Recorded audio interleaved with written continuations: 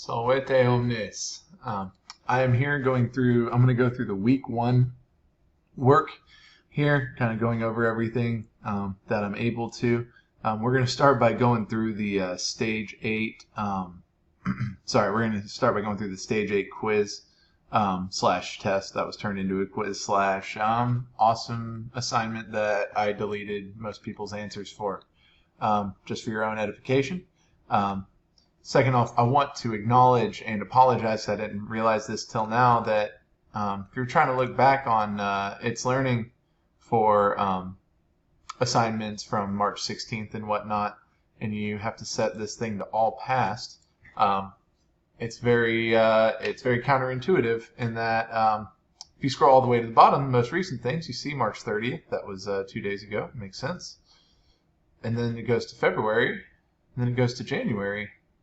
So it skips a bunch of months because for whatever reason, it feels like everything should start right here in the middle, even though that was 2 weeks ago. So I digress. I'm very sorry about that. My suggestion to you guys, if you're looking back in the planner for anything, is to see this little box I have up here?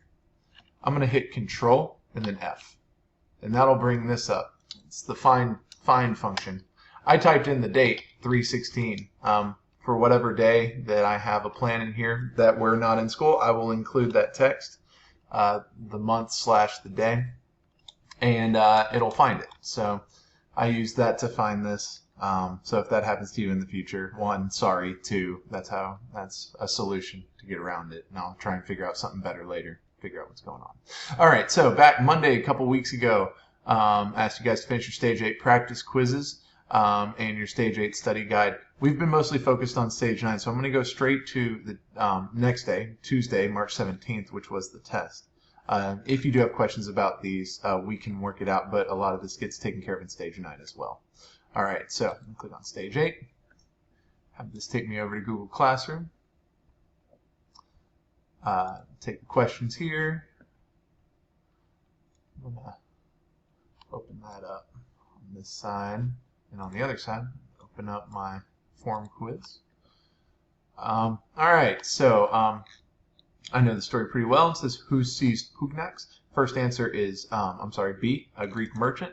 Pugnax was a very famous gladiator. A Greek merchant took the young man and sold him in the forum in Pompeii. So that's B for number 1 because that was Greek merchant. What happened next to him? I just translated that right after. He was sold in the forum, so I'm going to say C.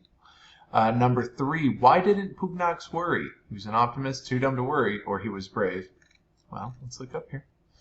Pugnax tamen de vita non desperabat. He did not despair for his life. Quod erat fortis, because he was brave. So I believe that was C. That's correct. Who bought him? Who was putting on the great show? We have Nucerian, emperor, and wealthy senator. In this next line, or in the next paragraph, finally, a great day arrived. Today, a rich senator was presenting a great game, or a great spectacle, or a great show in the amphitheater. So, who put on the show? That's your wealthy senator right there. C. Number 5, what were the citizens in the process of doing in the amphitheater? Arriving, leaving, or cheering? Well, the day arrived. Then the messenger announced another fight. Oh, I'm sorry, I'm looking at the wrong paragraph. Sorry about that. All the Pompeians were at leisure, and the citizens were filling the cavea, which is the bowl of seats. So they were filling the seats. They were arriving. A for number 5. All right, number 6.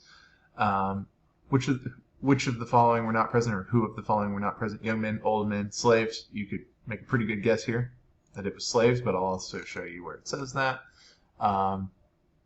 Many Pompeians were there. Senators, old men, young men, women, girls, and boys. No mention of slaves. Number 7, who announced another contest after the Myrmilones fought? I actually accidentally already answered that. After the horn sounded, Myrmilones began fighting. Then the Nuntius, the messenger, announced another fight, and Pugnax bravely entered the arena. So number 7 is the messenger, the Nuntius. Number 8, when Pugnax defeated the Retiarii, what did the crowd want? Their release, their death, or Pugnax's death? So Pugnax won, spoiler alert. 2 Retiarii, he overpowered easily duos Retiarios, 2 Retiarii. These are both accusative, even though they become at the beginning of the sentence. They're both accusative, so they're receiving the action, and this also ends with just a T, so it's he overpowered, facile, easily, 2 Retiarii. Number 8 is, what did they want? I didn't answer that, sorry. Et turba commota, the raucous crowd, the wild crowd, mortem poscebat. The raucous crowd was demanding mortem, death.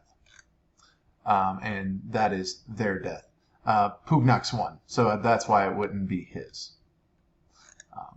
And you can also tell from what happens afterwards that he was Laetissimus. Well, if they were cheering for his death, then it would not be Laetissimus.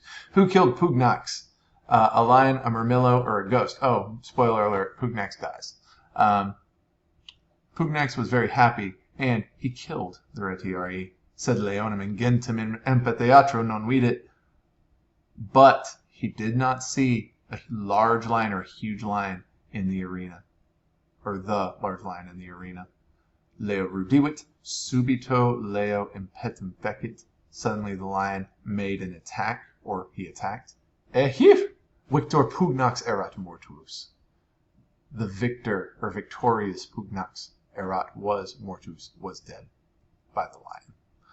Saepe nunc Pompeiani umbram mirabilem in via et in arena vident. Often now the Pompeians see his miraculous ghost in the street and in the arena. Number 10, I'm sorry, I didn't answer number 9. That was a lion. Number 10, where did the Pompeians sometimes see his ghost? It said in via, in arena. So in via is the street. That's not an option here. But in arena, the arena, that is an option. So that's why you would choose C.